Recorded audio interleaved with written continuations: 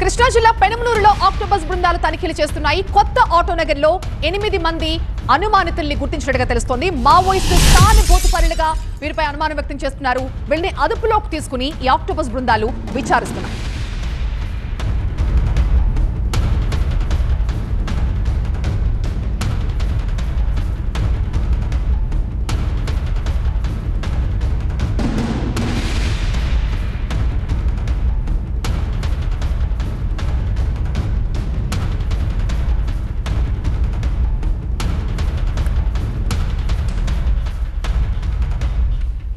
మా ప్రతినిధి వసంత్ ప్రస్తుతం మనకి లైవ్ లో జాయిన్ అవుతున్నారు మరింత సమాచారంతో. వసంత్, ఈ అదుపులోకి తీసుకున్న వ్యక్తులంతా వీళ్ళు అనుమానితులేనా? వీళ్ళంతా నిజంగానే మావోయిస్టు సానుభూతి పరులా? ఏం చెప్తున్నాయి ఆక్టోపస్ బృందాలు?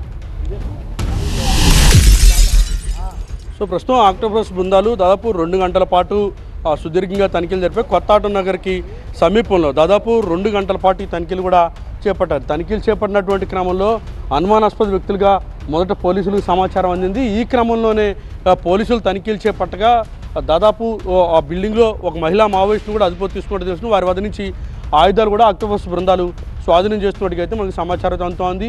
దాదాపు ఉదయం నుంచి కూడా ఒక హైడ్రామా ఈ ప్రాంతంలో అయితే నెలకొంది. ఈ క్రమంలోనే ఇటు పోలీసులు కూడా భారీగా మోహరించడం, ఈ చుట్టుపక్కల ప్రాంతాల్లో సమీపంలో ఉన్నటువంటి వారందరినీ కూడా ఖాళీ చేయించారు. వారిని మొత్తాన్ని కూడా ఇక్కడి నుంచి తరలించి బయట వేరే ప్రాంతానికి తీసుకెళ్లే ప్రయత్నం అయితే చేశారు. ఈ క్రమంలోనే ఒక ఇంత ఉద్రిక్త పరిస్థితులు కూడా చోటు చేసుకున్నాయి. అయితే ఒకవైపు ఈరోజు ఉదయం మారేడుపల్లిలో సంబంధించి ఎన్కౌంటర్ జరిగినటువంటి నేపథ్యంలో పోలీసులకు వచ్చినటువంటి పక్కా సమాచారంతోనే తనిఖీలు చేసినట్టుగా చెప్తున్నారు. దాదాపు 2 గంటల పాటు ఒక హైడ్రామా కూడా ఇక్కడ నెలకొనింది.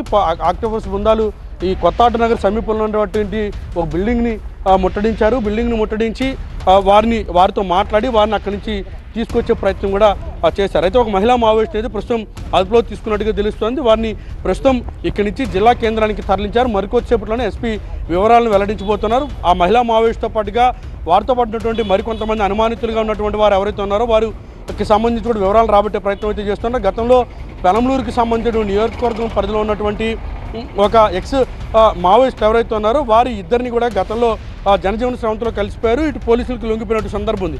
ఒకవేళ వారి ద్వారా ఏమైనా ఇక్కడికి వచ్చి మావోయిస్ట్ కార్యకలాపాలను ఏమైనా విస్తరిస్తూ ఉన్నారా లేదా మరేదైనా కారణం అనే దాని కోణంలో కూడా ప్రస్తుతం విచారణ చేస్తున్నాం. మరికొద్దిసేపట్లోనే జిల్లా ఎస్పీ విద్యాసాగర్ నాయుడు మీడియాకి వివరాలను వెల్లడించబోతున్నారు. ప్రస్తుతం ఒకరినైతే అదుపులోకి తీసుకున్నారు. మిగిలినటువంటి 8 మంది అనుమానితులు ఎవరైతే ఉన్నారో వారిని కూడా ప్రస్తుతం అదే బిల్డింగ్లో విచారిస్తూ ఉన్నారు. Right, thank you Vasant.